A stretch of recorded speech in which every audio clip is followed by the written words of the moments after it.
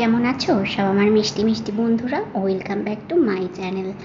আজকের ভিডিওটা স্টার্ট করছি একদম সকাল সকাল। প্রথমে হচ্ছে আমি বিছানাটাকে ভালো করে গুছিয়ে টুছিয়ে নিচ্ছি।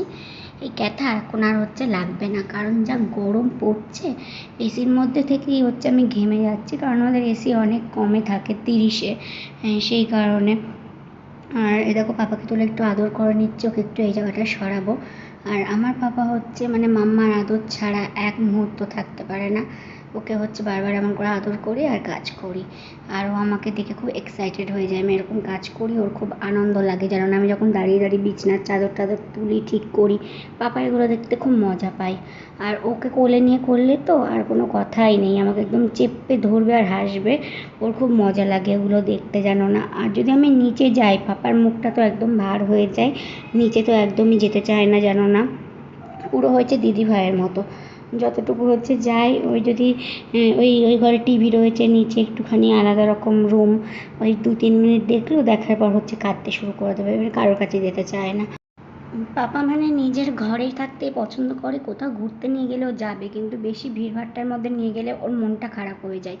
এই যেমন ডাক্তারখানায় যাই, তারপরে বাড়িতে কোনো অনুষ্ঠান হলো, তারপরে বোনের জন্মদিন ছিল, সেখানে অনেক লোকজন দেখেছে, সেগুলো দেখে না ও একটু মানে চুপচাপ হয়ে যায়। ছোটো মানুষ তো, অত লোকজন একসাথে দেখে না, দেখলে হচ্ছে ঘাবড়ে যায়। আবার পরের দিন ডাক্তারখানায় যাওয়ার আছে কল্যাণীতে, আবার গিয়ে কী করবে আমি সেটাই হচ্ছে ভাবছি। এখন তো আবার একটুখানি বড় হয়েছে, বুদ্ধিটা একটু অন্যরকম হয়েছে, দেখে কী করে। কারণ সেদিনকে রথের মেলায় নিয়ে গেছিলাম, উল্টো রথে পুরো মাথাটা নিচু করে আমার কাঁধের মধ্যে চুপচাপ হচ্ছে শুয়েছিল, কোথাও যেতে চায় না, জানো না। মানে যাবে নিজের মতো নিজে, আমরা ঘুরবো সেটাই। ওই যে লোকজন রয়েছে এটা সেটা, ওই ওরকম জায়গাও পছন্দ করে না।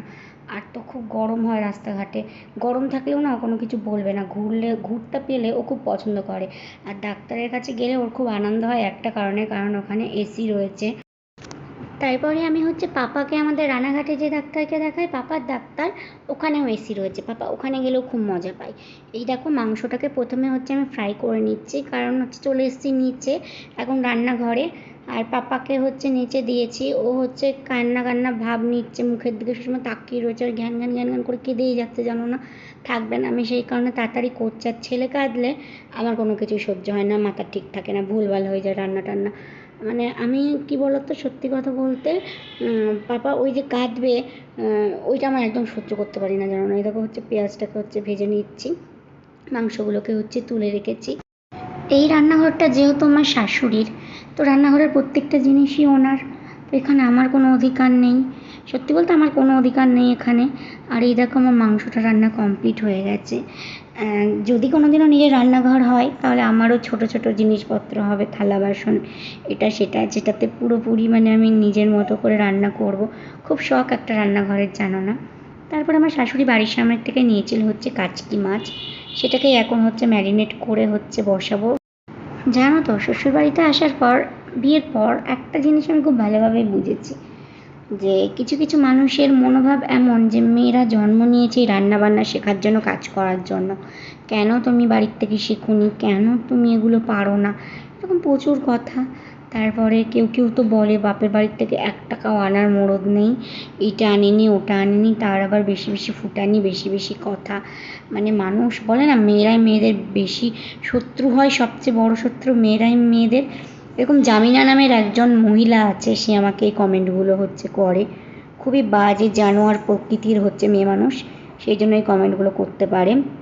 কতটা থার্ড ক্লাস ফ্যামিলি থেকে জন্ম নিলে বা কতটা থার্ড ক্লাস তার পরিবারের মানসিকতা হলে সে এগুলো বলতে পারে বলো।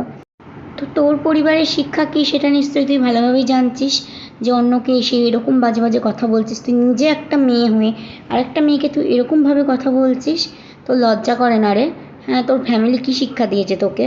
তুই যে কীভাবে তোর জন্ম হয়েছে সেটাই আমি বুঝতে পারছি না, এটা বলতে আমি বাধ্য হলাম, জানোয়ার মেয়ে ছেলে কোথাকার। তবে ভিডিওটা এতটুকুই, ভালো লাগলে একটা লাইক করে দিও, কমেন্ট করে জানাবে যে কেমন লাগলো। বাই।